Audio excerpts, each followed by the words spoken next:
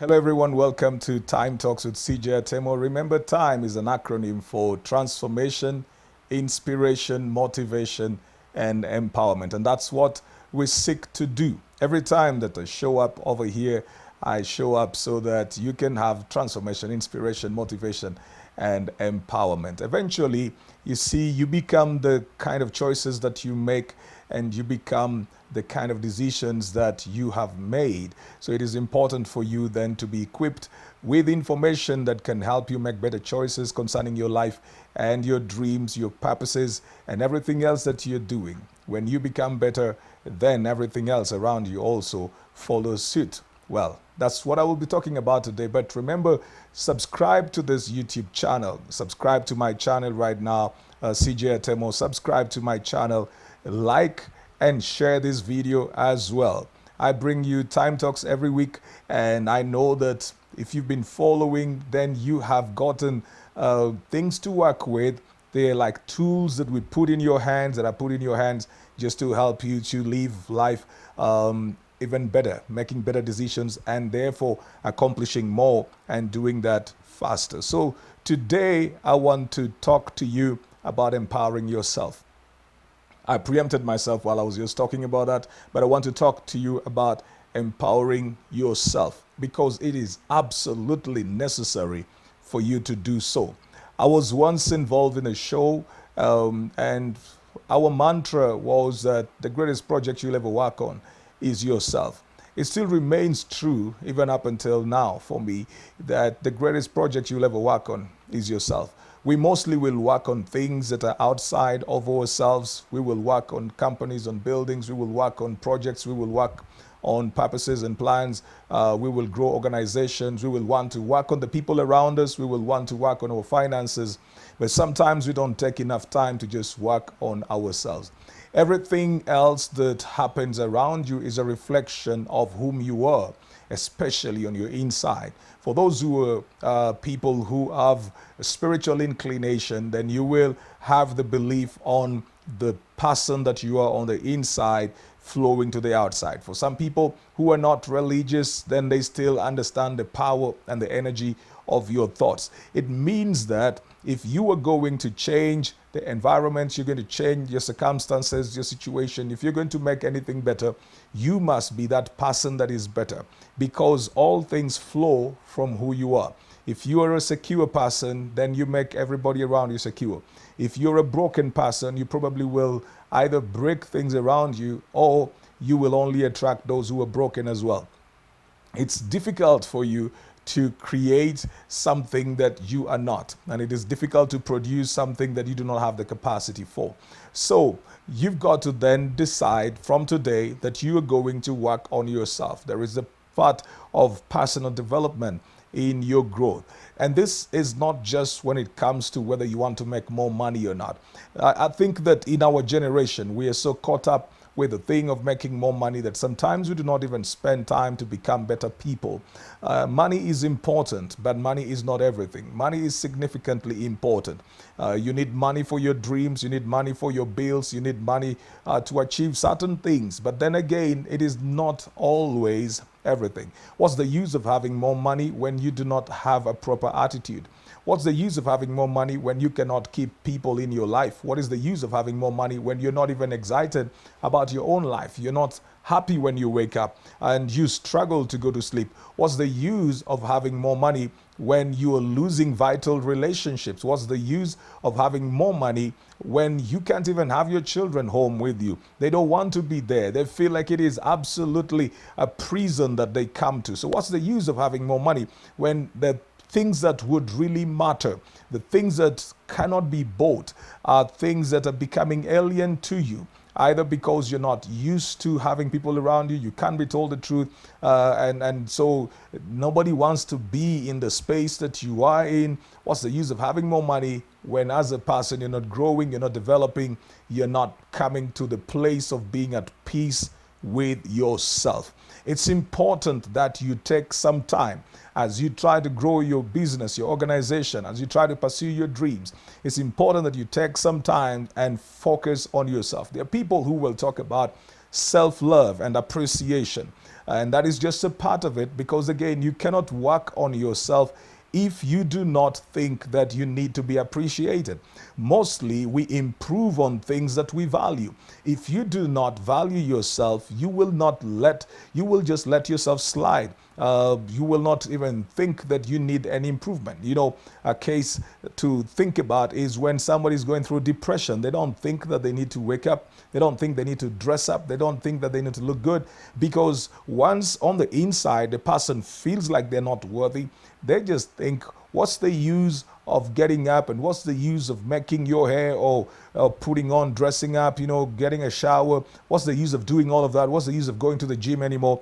And they let themselves slide through the cracks of life because they do not have that element of self-appreciation. So it's important to have that self-appreciation, self-love, self-care if you're going to work on yourself. Now, the measure of that must also be very reasonable, so that you are not egoistic and you're not completely consumed in yourself. You just need to have a very healthy appreciation of who you are.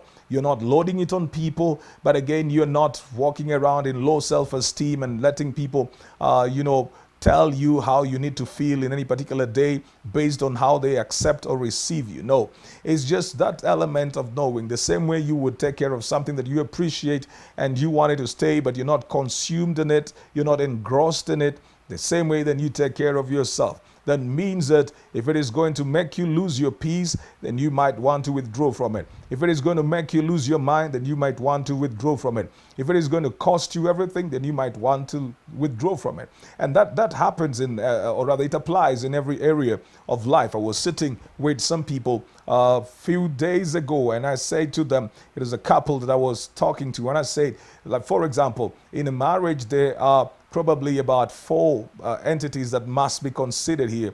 And they're the children, they are the couple, those are 2 and 3. So the children are a factor, the husband is a factor, the wife is a factor, and then the marriage is an entity by itself.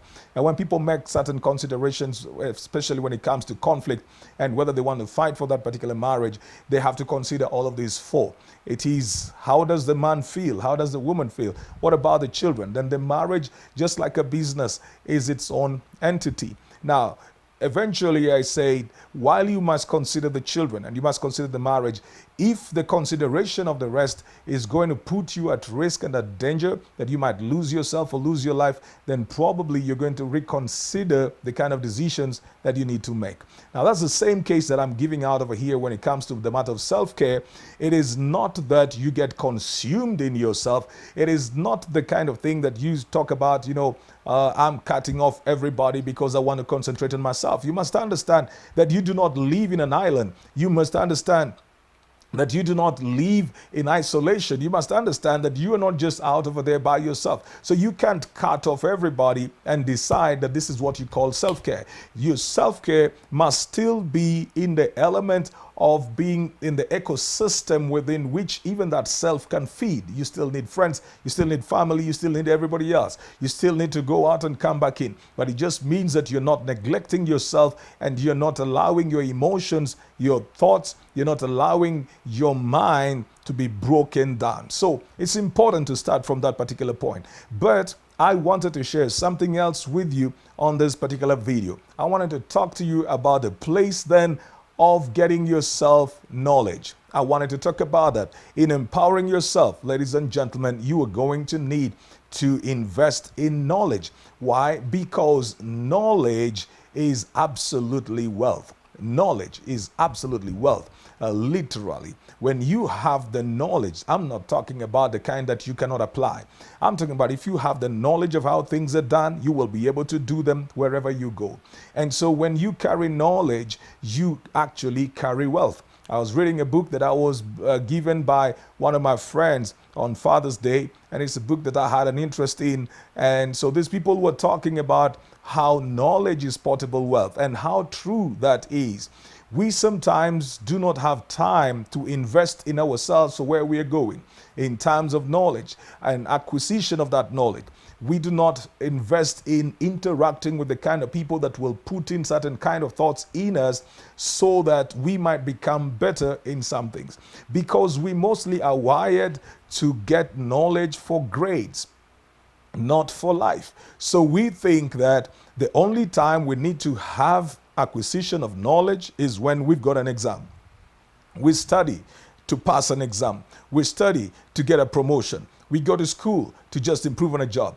But we don't sometimes think that we need knowledge just to improve on who we are, in how we relate, in how we move, in how we do things, in how we lead, in how we dream, in how we raise people around us, and in how even to be raised by other people, in how to work for people, and how to get people who are working for us. That you need knowledge constantly, continuously, and improving on your knowledge just for you to become a better person. So how do you then do this? Because I'm just about to wind up, but how do you do this? Always seek knowledge in the area of your greatest struggle.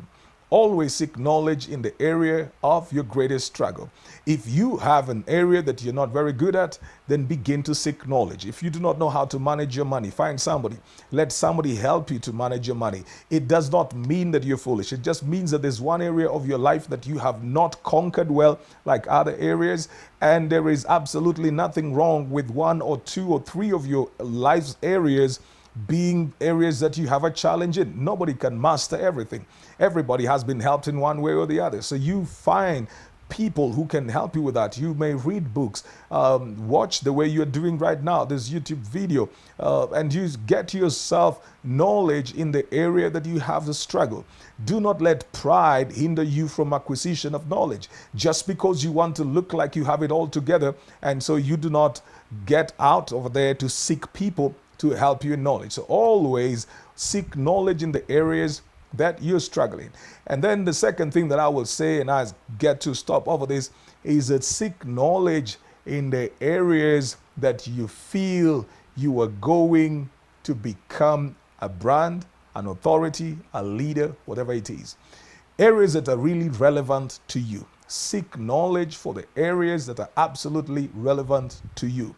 Seek knowledge in the areas that are absolutely relevant to you. For example, if you are going to be involved in music in one way or the other, you may need to seek knowledge in that particular area so that when a discussion comes up concerning what you do, you have something to say. If you know that in the next 4 to 5 years, you're expecting yourself to become the CEO or the MD of a company, or you are beginning to grow up something and you feel like it's going to grow in structure and in stature to a place where you'll be leading several people, you probably need to get knowledge on leadership and management and whatever that would be.